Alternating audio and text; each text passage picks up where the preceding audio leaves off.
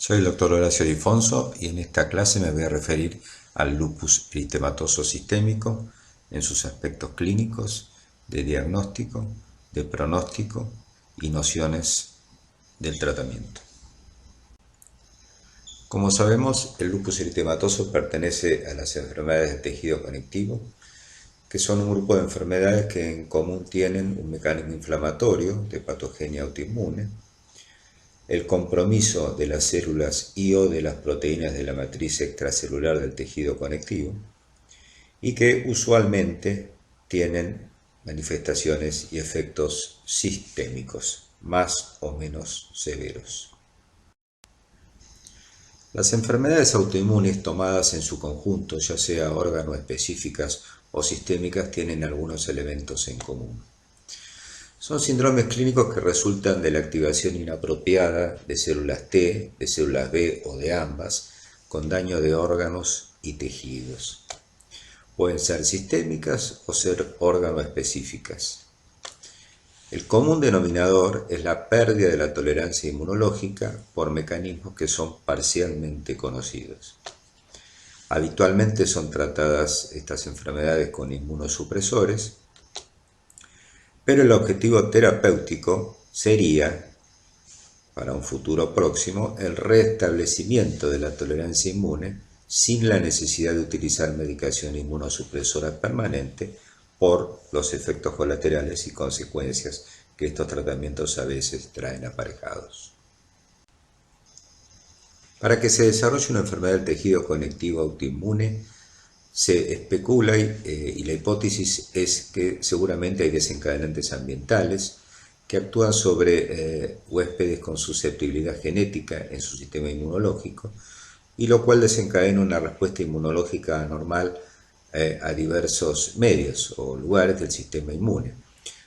Esto lleva a inflamación y daño tisular que va a ser más o menos grave según los tejidos u órganos afectados y según la enfermedad en cuestión. Fíjense en este gráfico tomado de una publicación del año 2013, cómo sería la interacción entonces de los factores genéticos y los factores epigenéticos cuando actúan sobre una persona, un huésped que no tiene autoinmunidad, que no es susceptible. Los factores epigenéticos que se van repitiendo pueden generar una autoinmunidad serológica, o sea, solamente marcadores de autoinmunidad sin el desarrollo todavía de una enfermedad inmunológica, y finalmente aquellos que desarrollan una enfermedad clínica de distinta gravedad y de distinto tipo.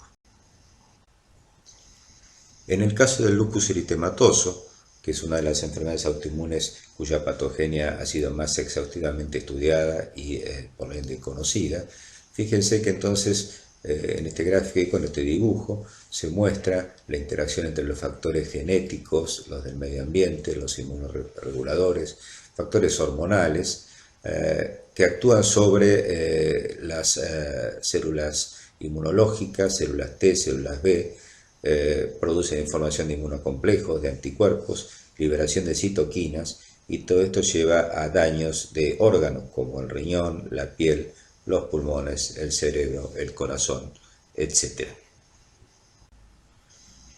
En pacientes con lupus eritematoso sistémico, si uno sigue el curso evolutivo, vamos a ver que luego de la interacción entre los genes y el medio ambiente, puede aparecer un periodo preclínico con generación de autoanticuerpos, un periodo clínico con inflamación de los primeros órganos, que puede ser leve, moderada o severa, seguido de recaídas con compromiso de otros órganos y más daño, porque es una enfermedad típicamente con recurrencias y remisiones, y seguidos a largo plazo y con los tratamientos actuales que logran que los pacientes, aún con manifestaciones mayores, puedan superarlas, aparecen las comorbilidades a medida que avanzan en edad los pacientes, como infecciones por la inmunosupresión, aterosclerosis y morbimortalidad cardiovascular y aparición de neoplasias.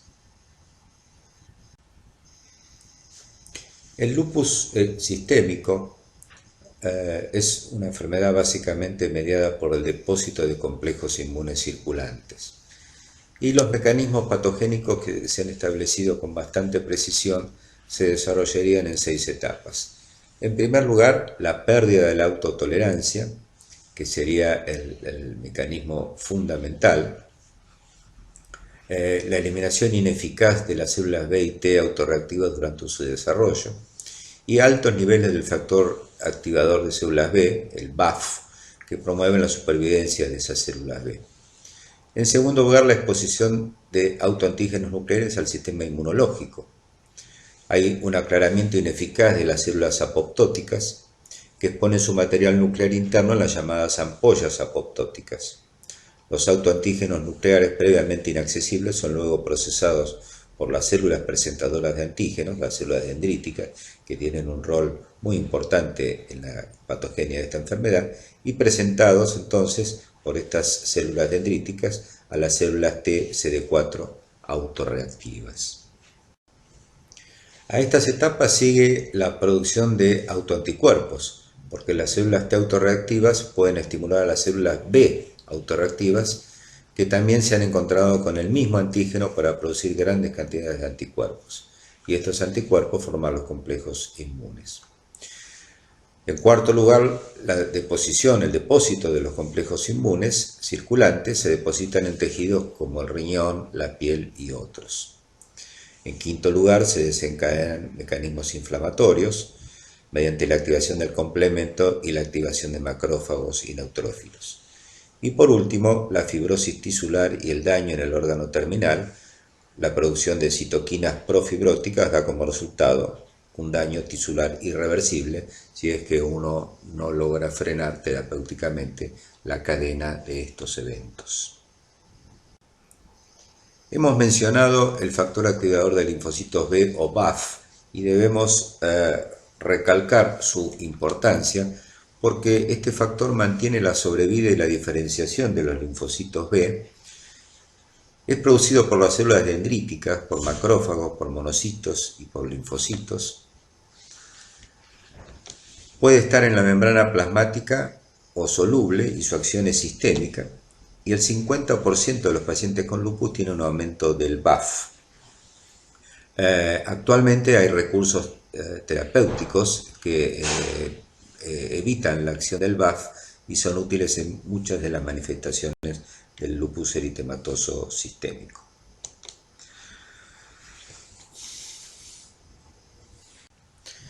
En definitiva, en la patogenia del lupus es muy interesante la interacción, la relación entre la inmunidad innata y adquirida.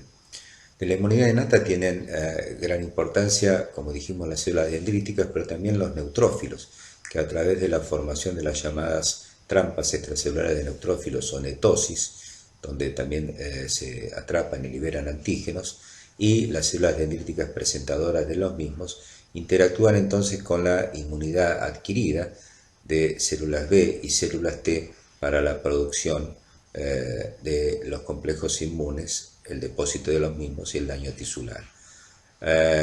Algunas estrategias terapéuticas, como las que ya mencionamos, el bloqueo del BAF, evitarían la interacción entonces entre la inmunidad innata y la inmunidad adquirida y cortarían esta cascada. Muy bien, como características generales, el lupus eritematoso sistémico es una enfermedad inflamatoria crónica y potencialmente mortal. Es de etiología desconocida, afecta muy preferentemente a mujeres en edad fértil, evoluciona con exacerbaciones y remisiones independientemente de los tratamientos, puede causar cuadros leves que no afectan a órganos nobles, o cuadros graves según los órganos afectados.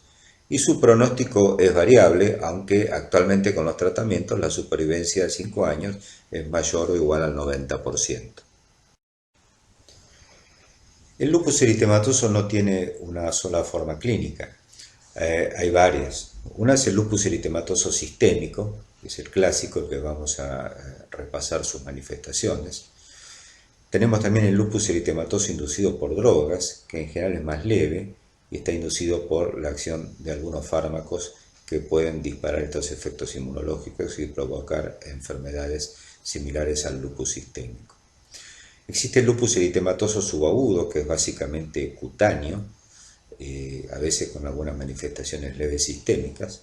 Existe el lupus eritematoso discoide crónico, que también es un lupus cutáneo, pero con lesiones a veces muy severas y que dejan cicatrices importantes.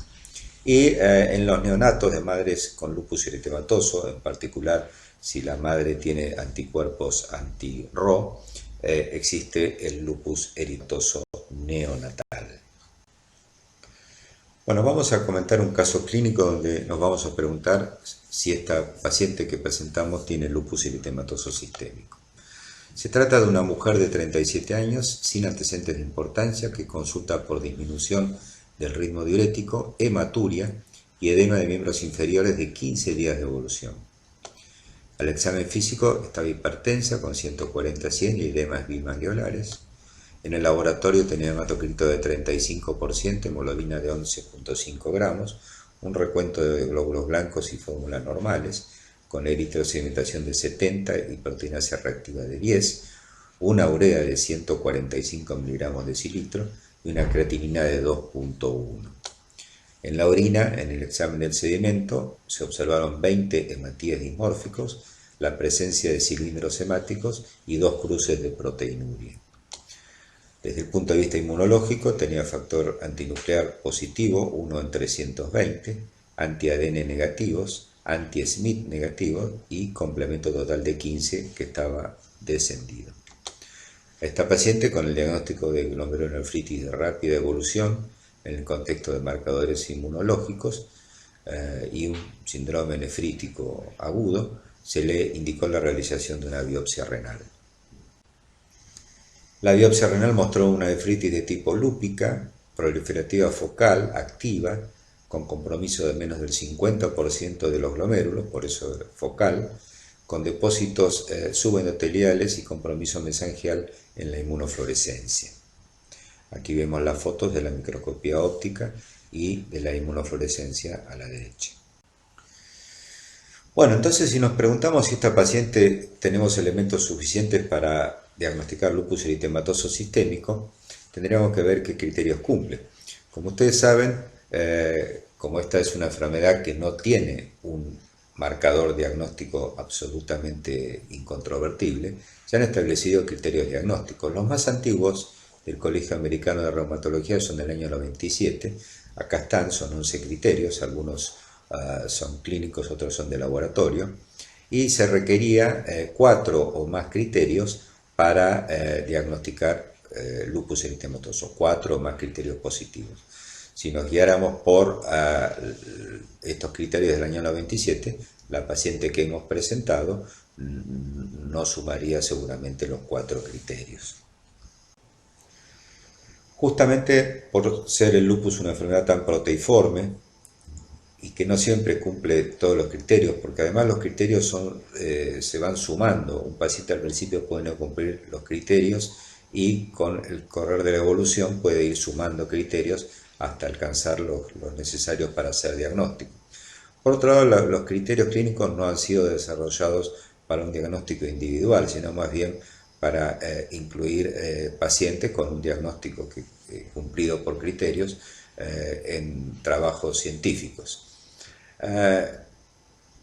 Por parte de estos motivos, más recientemente en el año 2012 se establecieron otros criterios de clasificación, que son los conocidos por los criterios como el del SLICC, ahí figura la sigla, donde incluye criterios clínicos que son muy parecidos a los criterios previos del año 97, si se analizan. Estos son los criterios que usamos actualmente. Algunos criterios son clínicos y otros son de laboratorio, pero a los que se suman, y ahora vamos a ver en la siguiente diapositiva, a los que se suman criterios inmunológicos, donde se incluye los factores antinucleares, el anti-ADN y el anti-SMIT, los anticuerpos antifosfolípidos, la hipocomplementemia y la prueba de Coombs directa en ausencia de anemia hemolítica, y además de estos criterios clínicos de laboratorio y de los criterios inmunológicos, se incluyen los criterios de la histopatología renal que seguidamente veremos. Agregando la histopatología renal, justamente para poder diagnosticar como lupus pacientes como la presentada, que no reúne muchos otros criterios clínicos ni de laboratorio extrarrenales, pero sí tienen elementos inmunológicos y una histopatología compatible con nefritis lúpica, en el caso presentado focal. Estos nuevos criterios afirman que con el diagnóstico de nefritis lúpica, compatible con nefritis lúpica histológicamente, más un criterio inmunológico, o la presencia de 4 de los criterios mencionados, al menos uno clínico y uno inmunológico, se puede afirmar el diagnóstico del lupus eritematoso sistémico.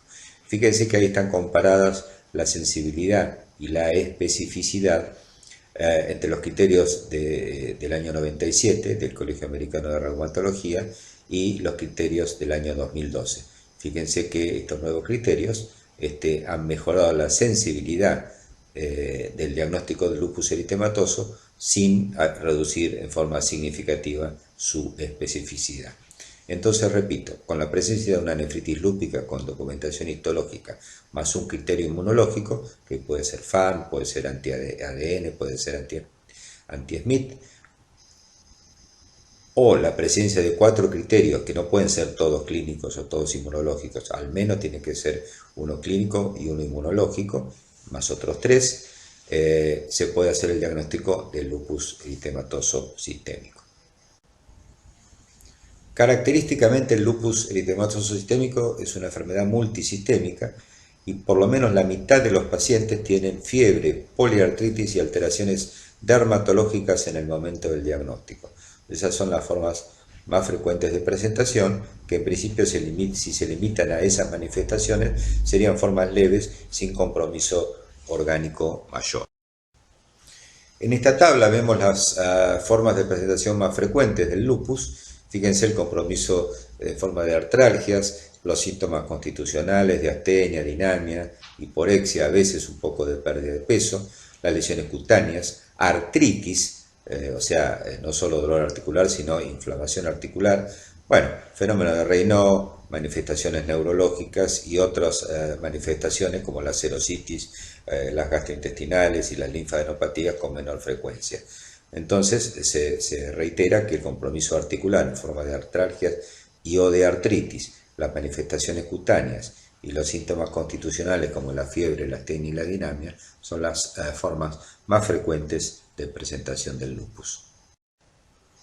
En cuanto a las manifestaciones articulares, que como hemos mencionado son muy frecuentes, tanto de comienzo como en el curso evolutivo, el compromiso articular del lupus tiene preferencia por las pequeñas articulaciones de las manos y los pies.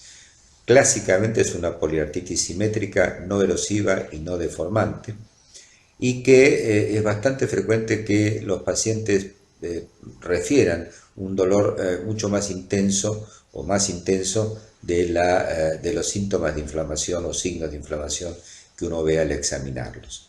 La otra causa de dolor osteoarticular en el lupus es la presencia de necrosis avascular, que se puede producir, por ejemplo, en caderas o en rodillas, que muchas veces es secundaria al uso de corticoides o, en algunos pacientes, la asociación con un síndrome antifosfolipídico. Sin embargo, algunos pacientes con lupus eritematoso sistémico y compromiso articular adoptan una forma deformante. Fíjense la mano de esta paciente con deformación en tipo cuello de cisne, que uno diría que probablemente sea de artritis reumatoidea. Existen algunos pacientes con lupus con compromiso articular que tienen lesiones similares a la artritis reumatoidea, aunque en general radiológicamente no tienen erosiones y geodas, y algunos autores denominan a esta especie de superposición, uniendo las palabras reumatoidea y lupus, lo denominan rupus.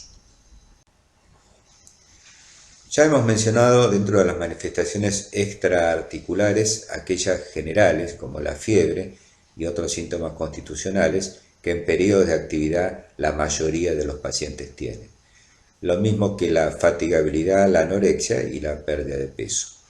La astenia de los pacientes con lupus es casi constante en los periodos de actividad. Como sabemos, es una enfermedad que evoluciona con periodos de actividad y de remisión, pues cuando el paciente está activo los pacientes realmente sienten mucha fatigabilidad o astenia, tengan o no tengan fiebre, aunque la mayoría de los pacientes algún grado de elevación térmica tienen. Dentro de las manifestaciones extraarticulares tenemos las mucocutáneas, que tienen la mayoría de los pacientes con lupus eritematoso. Una de ellas es la fotosensibilidad. Las lesiones cutáneas de estos pacientes son fotosensibles, o sea que se incrementan con la exposición al sol o a rayos ultravioleta. Uno de los más frecuentes y más evocadores es el eritema malar, como se ve en la fotografía de abajo a la izquierda. Son lesiones eritematosas que se localizan en las zonas malares, que respetan característicamente los surcos nasogenianos y que se incrementan con la exposición al sol y que habitualmente cuando mejoran no dejan cicatrices.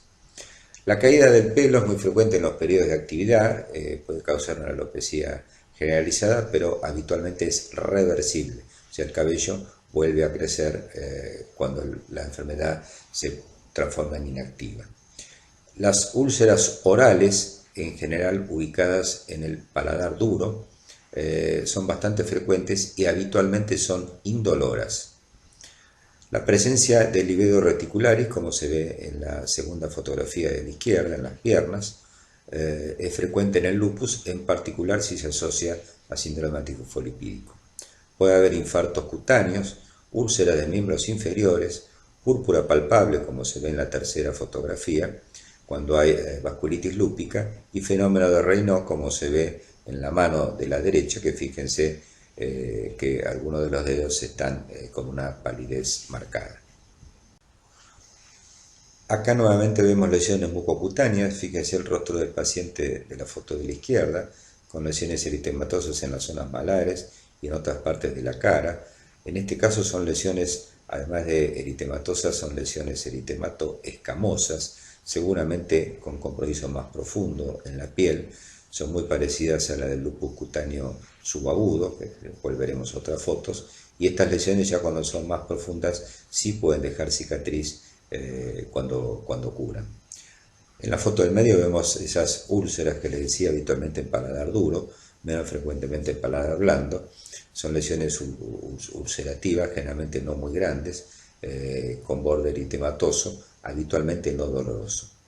Y la lesión de las palmas de las manos, fíjense en la foto de la derecha, muchas veces se ve como lesiones focalizadas, eritematosas, raramente con centro necrótico, y otras veces se ven como eritemas irregulares en la zona de la palma de las manos en los periodos de actividad de los pacientes con lupus eritematoso. Más lesiones cutáneas, fíjense esto lo que les decía, las palmas de las manos, las lesiones eritematosas irregulares, distribuidas en forma aleatoria, se vinculan con periodos de actividad de la enfermedad y con la posibilidad de tener vasculitis lúpica.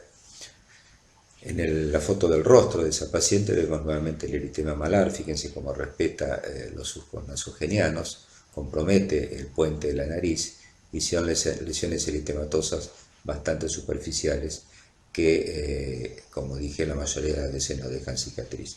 Y fíjense la foto de los dedos, la foto de abajo, donde se ven lesiones eritematosas, algo escamosas, que están en el dorso de los dedos, pero no sobre la piel que cubre las articulaciones, sino en los espacios interarticulares. Esto las distingue de las pápulas de Gotrón, que son lesiones parecidas, pero recuerdan que se ubican justamente sobre las articulaciones metacarpofalángicas e interfalángicas y no en la parte de los dedos de los espacios interarticulares, que sí se ocurren en el... Nuevamente lesiones cutáneas, fíjense en los muslos en la foto de arriba, con lesiones típicas del livedo reticularis, y los dedos en su cara palmar, en la foto de abajo, con eritema distal, generalmente no doloroso, pero a veces le provoca una sensación de quemazón, de ardor a los pacientes, y hay una lesión ulcerativa en el dedo índice de esa mano que tal vez pueda ser manifestación de vasculitis lúpica. Hemos referido ya que la caída del cabello En los y las pacientes con lupus eritematoso en los periodos de actividad es muy frecuente y que habitualmente esa alopecia es reversible. Sin embargo, en algunos casos, como muestra la foto de esta paciente, fíjense que hay una alopecia ya muy avanzada, cicatrizal, todas esas zonas blancas son tejido cicatrizal, probablemente en este caso la alopecia sea definitiva. Además de las lesiones cutáneas del lupus eritematoso sistémico, hemos mencionado que existen otras dos formas de lupus cutáneo. El lupus cutáneo subagudo, ahí son las fotos de la parte superior, de las cuales tienen dos formas. La de la izquierda, fíjense que son lesiones eritematosas y escamosas bastante difusas, que se parecen mucho a las lesiones, y hay que hacer el diagnóstico diferencial, a las lesiones de la psoriasis. Por eso se llama lupus cutáneo subagudo psoriasiforme. En cambio, la foto de arriba a la derecha, fíjense que son lesiones geográficas, se llaman anulares policíclicas y se conoce justamente como lupus cutáneo subagudo anular policíclico. Ambas formas de lupus cutáneo subagudo son eminentemente cutáneas, en ocasiones con algunos elementos de compromiso sistémico, pero generalmente no severos. Y el lupus cutáneo subagudo suele correlacionarse en el laboratorio con la positividad de anticuerpos anti-ROP y o anti-LA. Y en la foto de abajo vemos lesiones del lupus discoide crónico. El lupus discoide crónico ya tiene un compromiso en la piel más profundo, no es un compromiso superficial. Las lesiones generalmente son en la cara, pueden ser en otras partes, pero lo más frecuente es en la cara, y son bastante irregulares y difusas. Estas lesiones de lupus discoide crónico, al ser más profundas, dejan cicatriz cuando van mejorando, y a veces las cicatrices son bastante severas, bastante desfigurantes. El lupus discoide crónico habitualmente no tiene manifestaciones sistémicas, pero puede adoptar formas muy severas de compromiso de la piel. Pasamos ahora a otra de las manifestaciones del lupus eritematoso sistémico, y que es una de las manifestaciones más frecuentes y una de las manifestaciones mayores de compromiso orgánico severo. Me refiero a la nefritis o glomerulopatía lúpica, que tiene 6 tipos histológicos diferentes, que después veremos.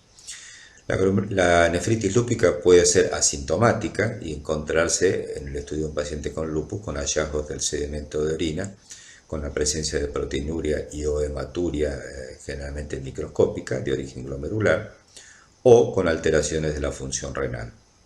A propósito de ella, la insuficiencia renal puede ser de forma aguda, puede presentarse como insuficiencia renal aguda, insuficiencia renal de rápida progresión o de rápida evolución, o ya en etapa de insuficiencia renal crónica. Y desde el punto de vista sindromático, más allá del grado de deterioro de la función renal, el paciente con lupus puede presentar un síndrome nefrítico clásico y o un síndrome nefrótico. Acá tenemos la enumeración, la clasificación abreviada en este caso, porque cada una de estas tipos de nefritis lúpica tienen particularidades. Entonces la clasificación abreviada en los 6 tipos, desde la forma más leve, que es la clase 1, que es la mesangial mínima, hasta la forma más avanzada y ya no reversible, que es la esclerosante avanzada. Las formas más frecuentes son las proliferativas. La clase 3, que es la nefritis lúpica proliferativa focal, y sobre todo la clase 4, que es la nefritis lúpica proliferativa difusa, que puede ser segmentaria o puede ser global. La clase 4, repito, es la forma más frecuente que se encuentra en los pacientes con lupus eritematoso que se biopsian. El compromiso renal en el lupus es básicamente glomerular, pero también es tubulointersticial y vascular. De hecho, el compromiso tubulointersticial, y si existe, y la severidad del compromiso vascular, son marcadores de pronóstico dentro de la glomerulonefritis que el paciente tenga. Desde el punto de vista clínico, ya vimos que puede ser asintomático o presentarse con distintas alteraciones del sedimento de orina y distintos síndromes de compromiso nefrológico. esta presentación clínica no correlaciona siempre con el tipo y la severidad de los hallazgos histológicos. Es cierto que es difícil que un paciente que tenga una proteinuria leve y función renal normal tenga una glomerulopatía severa. Y desde el otro lado, desde el otro punto de vista, probablemente un paciente con deterioro importante de la función renal y un sedimento muy activo es probable que tenga una nefritis proliferativa seguramente difusa. Sin embargo, pese a que a veces el sedimento puede correlacionar en general, como la presentación clínica y el sedimento de orina no siempre correlaciona con la biopsia, realmente el método patrón para establecer el diagnóstico, establecer los índices de actividad y cronicidad y poder determinar qué tratamiento o cuán agresivo va a ser el tratamiento de esta nefropatía lúpica, necesitamos la biopsia de riñón, que invariablemente debe constar de la histopatología y de la inmunofluorescencia. Ahora, no todos los pacientes con lupus eritematoso deben ser sometidos a una biopsia de riñón. Las indicaciones clásicas de biopsia de riñón son aquellos pacientes que tienen proteinuria igual o mayor a 500 miligramos en 24 horas o un cociente de proteína creatinina en muestra matutina mayor o igual a 0,5. O que tengan un sedimento urinario activo con microhematuria glomerular, leucocituria, cilindruria, o que tengan deterioro inexplicado de la función renal. Por supuesto que puede haber combinación de otros factores. Y nos estamos refiriendo en este momento a la indicación de biopsia renal, de la primera biopsia renal, porque en los últimos años se ha visto que la reiteración o la repetición de la biopsia renal en pacientes tratados con una biopsia renal previa con buena evolución, muchos expertos sugieren o efectúan una segunda biopsia renal para comprobar la mejoría completa histopatológica de los pacientes con nefritis lúpica que ya han sido tratados y que ya han tenido su primera biopsia de riñón. Otra manifestación frecuente del lupus eritematoso sistémico son el compromiso de las serosas. Lo más frecuente es la pleuritis, pero también puede haber pericarditis. En general, cuando provoca inflamación de serosas, ya sea pleuritis o pericarditis, provocan derrame. El derrame pleural del lupus eritematoso en general es un exudado a predominio linfocitario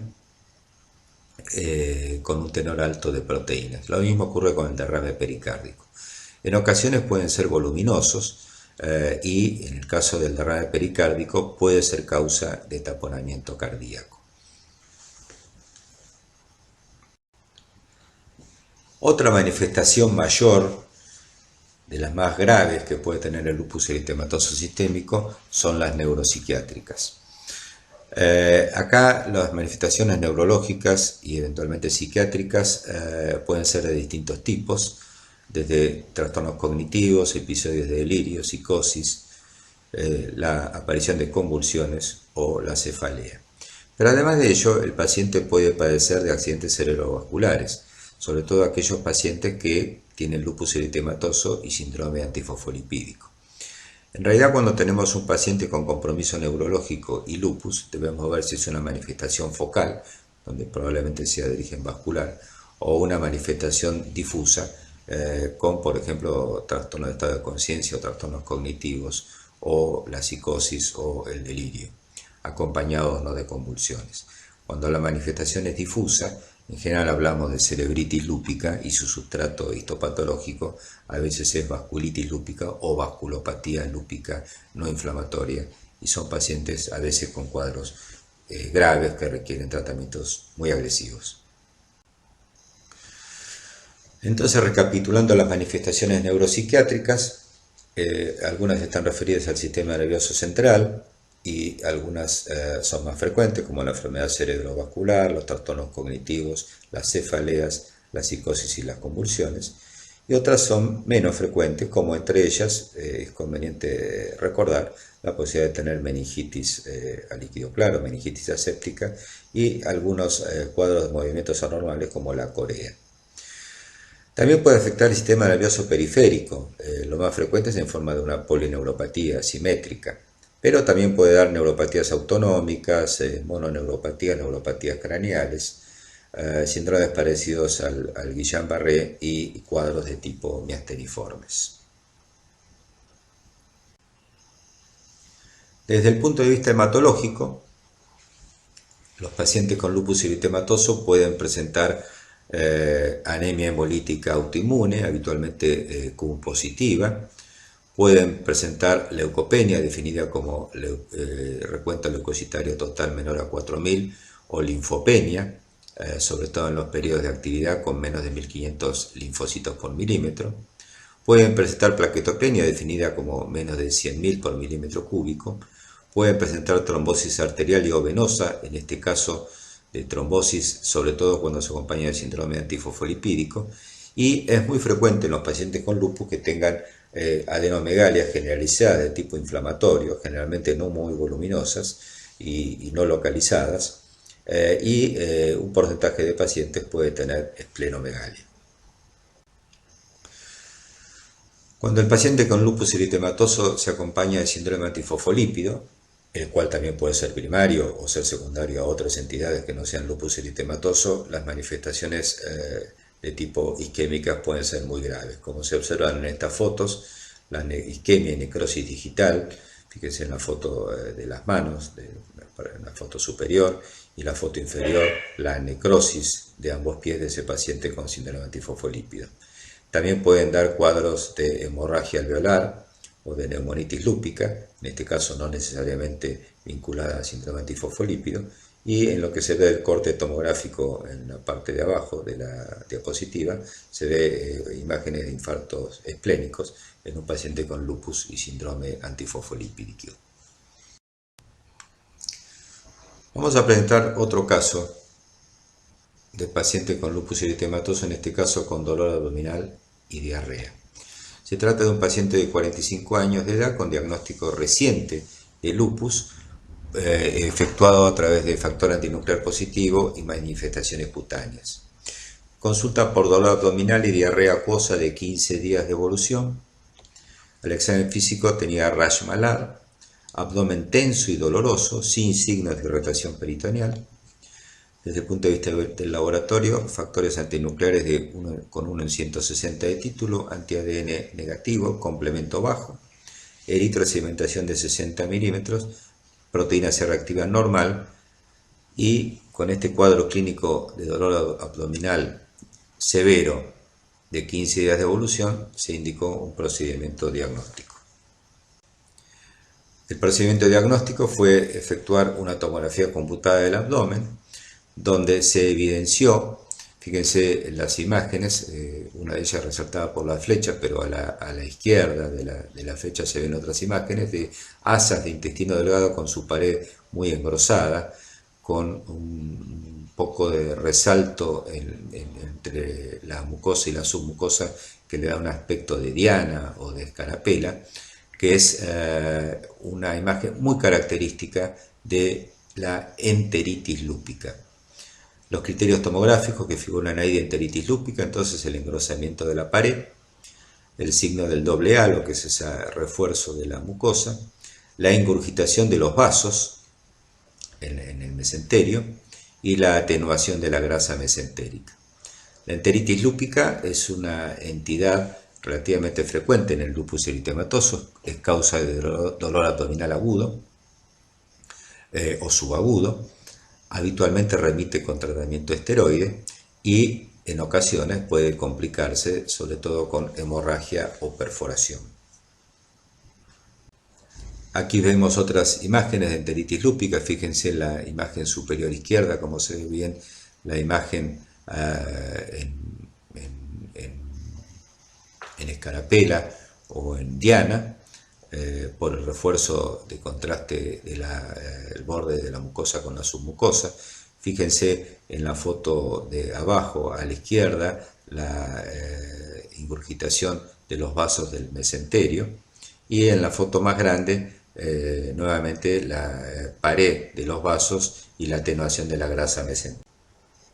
Habíamos mencionado los tipos de lupus eritematoso, que también existe el lupus inducido por drogas. En estos casos son pacientes que tienen enfermedades similares o manifestaciones similares al lupus eritematoso sistémico, pero que en general tienen poco compromiso orgánico severo, o sea, son formas más bien leves del lupus sistémico, y que invariablemente tienen que tener factor antinuclear positivo, o sea, el 100% de estos casos tienen factor antinuclear positivo, si no, no puede afirmarse que sea un cuadro lupus-like o similar al lupus inducido por drogas. Acá tenemos la lista que con más frecuencia de fármacos que pueden provocar esta situación, entre ellos la isoniazida, la alfametildopa, la fenitoína, la carbamazepina, etc. En la práctica, quizá lo que más hemos visto es con alfametildopa y con fenitoína. Las otras drogas dan estos cuadros, pero con menos frecuencia. Desde el punto de vista del laboratorio inmunológico, en el estudio del lupus eritematoso sistémico, ya sabemos que algunos autoanticuerpos tienen importancia diagnóstica e incluso tienen correlación con la actividad de la enfermedad. Alrededor del 97% de los pacientes con lupus sistémico tienen factor antinuclear positivo con distintos patrones en la inmunofluorescencia. Y recuerden que la positividad del FAM, o sea, cuán positivo sea el título, no tiene correlación con la actividad de la enfermedad, de manera tal que el descenso del título o el ascenso no nos está indicando ni mejoría ni empeoría de la enfermedad. Distinto es el anti-ADN, anti-ADN nativo o bicatenario, que en realidad es menos sensible, pero sí tiene que el FAN, pero sí tiene relación o correlación con la actividad de la enfermedad. En lupus activo y sobre todo si tienen nefritis lúpica, cerca del 70% de los pacientes van a tener anti-ADN positivo, que pasa a ser alrededor de un 30-40% con lupus inactivo o en aquellos pacientes que no tienen nefritis. El anticuerpo anti-SMIT o anti-SM se considera patognomónico del lupus, pero es muy poco sensible, se ve solo en alrededor del 20-30% de los pacientes. Algo parecido pasa con el anticuerpo antirribosomal P, que es muy específico de lupus, pero poco sensible. Este autoanticuerpo tiene una particularidad, se lo ha asociado, es un poco más frecuentemente positivo en aquellos pacientes con lupus de tipo con compromiso neuropsiquiátrico, sobre todo psiquiátrico. El anticuerpo antirribonucleoproteína o anti-RNP puede ser positivo en el lupus. Recuerden que este es el marcador cuando está a título alto también de la enfermedad mixta del tejido conectivo, pero su positividad no indica que sea enfermedad mixta, porque para hacer ese diagnóstico tenemos que tener superposición de más de una enfermedad como lupus, esclerodermia y miopatía inflamatoria con títulos altos de anti-RNP. Los anticuerpos anti-RO y el anti-LA, que son anticuerpos dirigidos contra antígenos en realidad citoplasmáticos, se observan en un porcentaje variable de lupus sistémico, pero tienen la importancia de que son frecuentes en pacientes con lupus cutáneo, sobre todo lupus cutáneo subagudo y también lupus discoide crónico, y además la importancia de que pueden asociarse con lupus neonatal en aquellas madres con lupus eritematoso que tienen sobre todo anti-RO positivo. De manera tal que desde el punto de vista del laboratorio inmunológico, los estudios que nos sirven para determinar si la enfermedad está activa desde el punto de vista inmunológico y del laboratorio son la positividad y los títulos de los anticuerpos anti-ADN y la actividad hemolítica del complemento cuando está disminuida. O sea, el consumo de complemento, que en general en el lupus se hace por la vía clásica, o sea, van a estar disminuidos tanto C3 como C4, y el complemento hemolítico total, junto con los títulos del anti-ADN, nos pueden estar indicando la actividad o la mejoría de la actividad inmunológica de la enfermedad cuando esos títulos descienden y el complemento se normaliza. Una situación de diagnóstico diferencial frecuente en pacientes con lupus, sobre todo cuando vienen con tratamiento inmunosupresor, es que tengan fiebre y uno deba diferenciar si tienen una infección agregada o si la fiebre se debe a actividad de la enfermedad.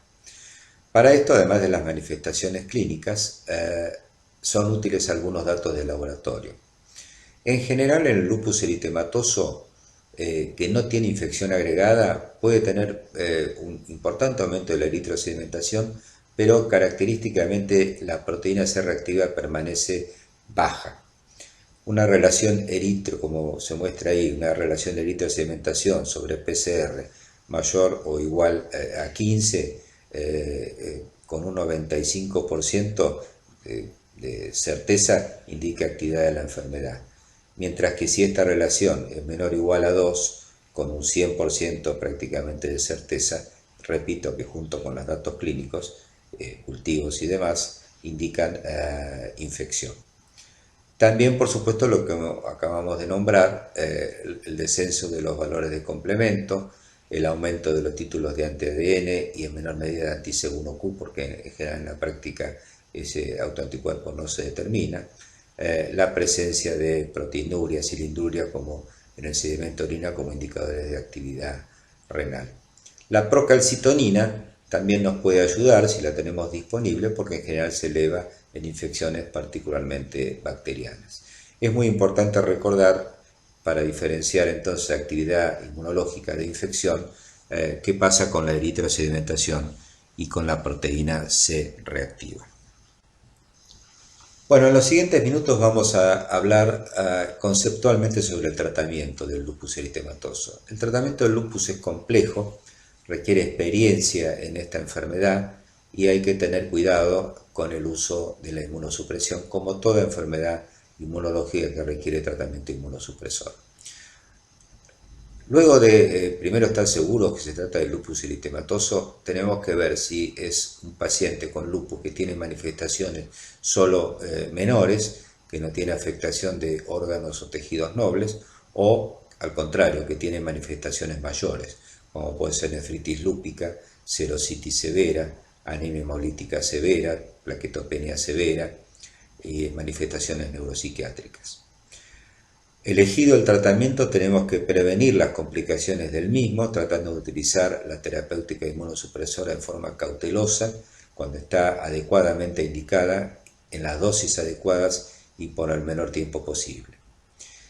Y tenemos que tener en cuenta, además, que la mayoría de los pacientes con lupus son mujeres en edad fértil, de manera tal que tenemos que evitar que esas pacientes se embaracen en periodos de actividad de la enfermedad, porque esto puede empeorar, el lupus puede empeorar tanto en el embarazo como en el puerperio, así como también puede tener trastornos en el niño.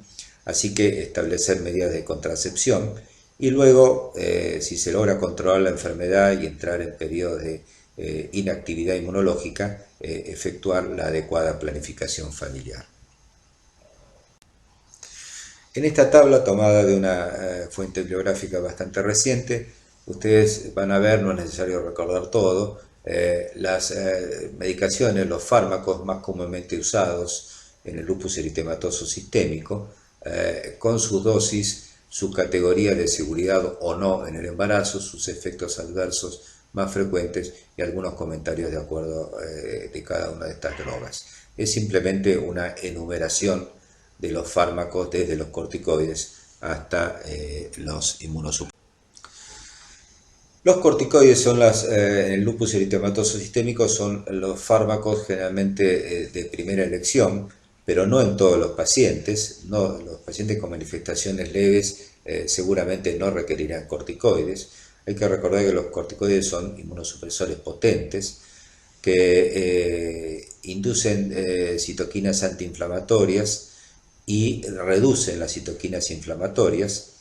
Es útil para todas las presentaciones del lupus, pero, repito, en manifestaciones leves, supongamos artralgias, cuadros febriles leves y manifestaciones cutáneas, no es habitualmente necesario utilizar corticoides.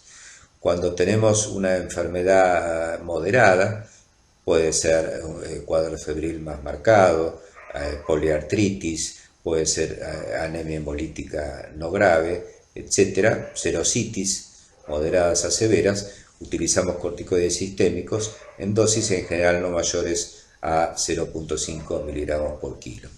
Y en casos graves, determinadas situaciones como la inducción de una nefritis lúpica severa o en el lupus neuropsiquiátrico severo, podemos utilizar pulsos de metilprednisolona de 500 a 1 gramo endovenoso durante 3 días. Otro fármaco que sí prácticamente todos los pacientes con lupus deben recibir es la hidroxicloroquina. Ustedes saben, deriva de la cloroquina, que son antimaláricos. La deben recibir todo paciente con lupus, salvo que tenga efectos colaterales. La hidroxicloroquina, su función es disminuir la posibilidad de recaídas, de periodos de actividad de la enfermedad, reduce las trombosis y mejora la sobrevida. También en los pacientes con lupus mejora el control de la diabetes si son diabéticos, ayuda a mejorar la dislipemia y mejora el metabolismo óseo. Es muy útil para el tratamiento de las manifestaciones articulares y de las manifestaciones cutáneas. Tiene un mecanismo de acción complejo,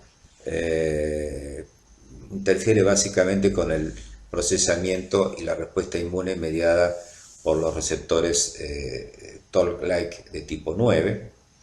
La dosis es de alrededor de 400 miligramos por día y el principal control de su efecto colateral debe ser el control oftalmológico, porque la toxicidad ocular es a nivel de la retina. Precozmente puede alterarse la visión de los colores hasta que finalmente da alteraciones significativas del campo visual.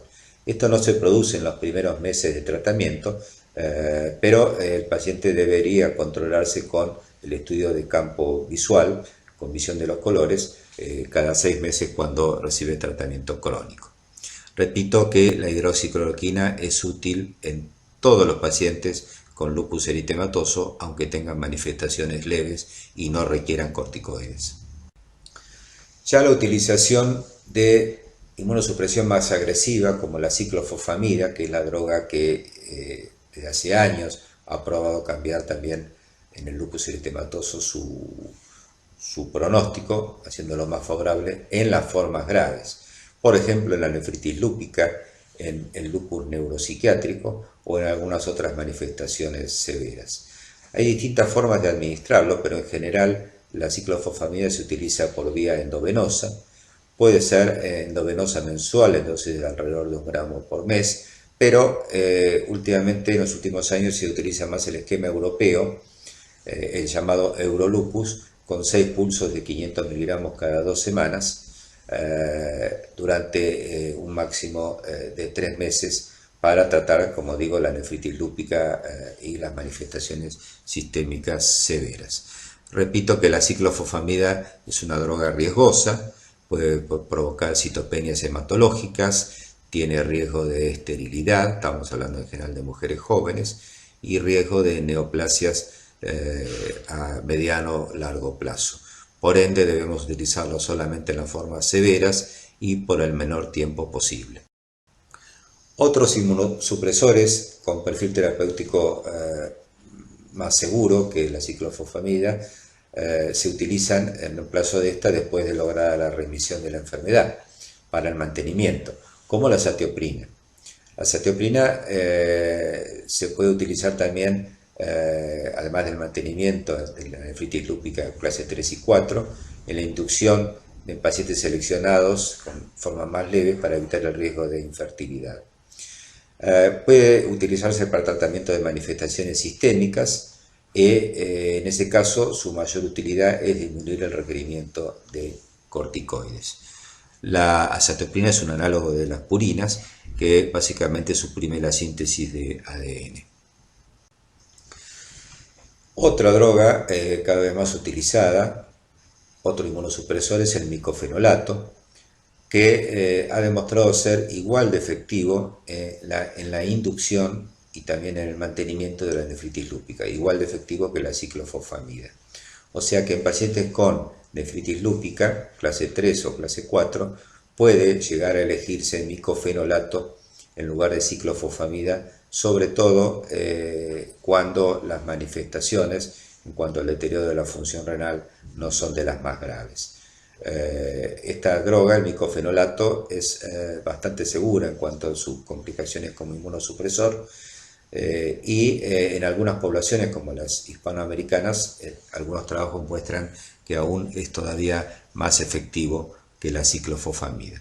Pero digamos que en resumen sería bastante similar en la inducción de la nefritis lúpica con mejor perfil de seguridad, el micofenolato comparado con la ciclofosfamida. En los últimos años, así como en muchas otras enfermedades, se han empezado a usar agentes biológicos en el tratamiento del lupus eritematoso sistémico. Ustedes saben que agentes biológicos, cuyos nombres siempre terminan en MAB, viene del término monoclonal antibody, pueden ser de origen murino, quimérico, humanizados o humanos, o proteínas de fusión. De ahí las terminaciones, como figuran ahí en esta diapositiva, de los nombres de estos agentes biológicos.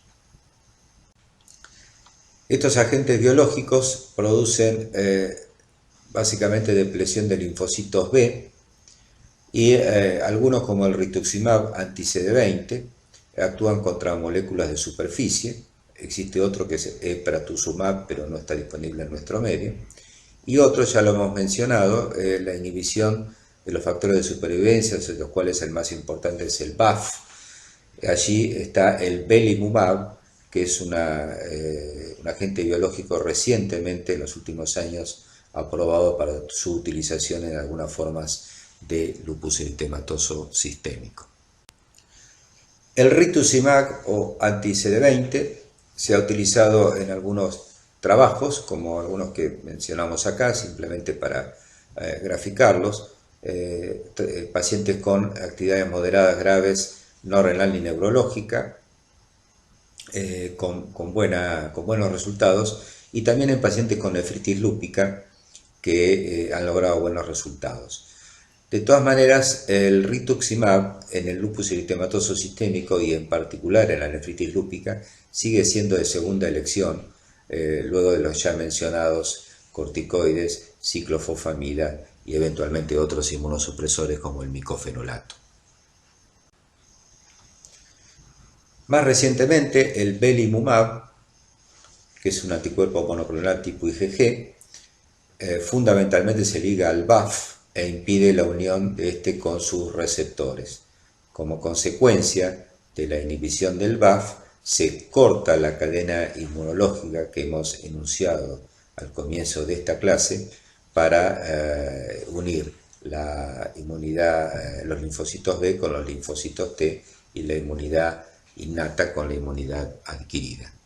Es efectivo el belimumab en muchas manifestaciones del lupus eritematoso sistémico, sobre todo severas, pero no ha sido comprobado su utilidad en la nefritis lúpica. Por supuesto que no es fácil de conseguir en nuestro medio y es muy costoso. La indicación de esta droga, el belimumab, sería en aquellos pacientes con lupus eritematoso sistémico, con manifestaciones severas, pero repito, no nefritis lúpica, que tienen falta de mejoría clínica con tratamientos habituales, con tratamientos clásicos. Allí están las dosis de belimumab, que repito, hay que utilizarlo en pacientes seleccionados y si podemos llegar a disponer de esta droga. Bueno, en esta diapositiva, y tomada de la misma fuente que de la enumeración de drogas disponibles para el lupus eritematoso, les muestro los distintos fármacos con sus dosis y comentarios y los distintos esquemas para el tratamiento de la nefritis lúpica.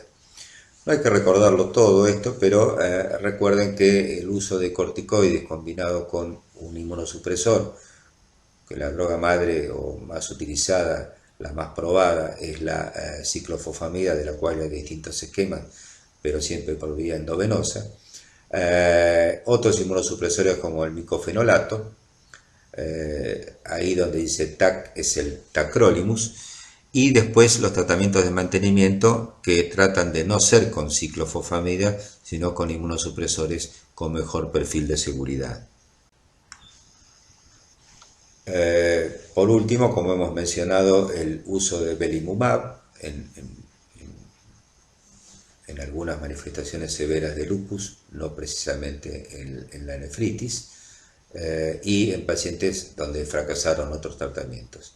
Y el uso de inmunoglobulina que algunos autores utilizan sumado a los otros tratamientos en pacientes con manifestaciones neurológicas, en púrpuras trombocitopénicas inmunológicas y en algunas otras indicaciones. Pero la gamma globulina humana intravenosa no es una indicación muy usada en el lupus eritematoso.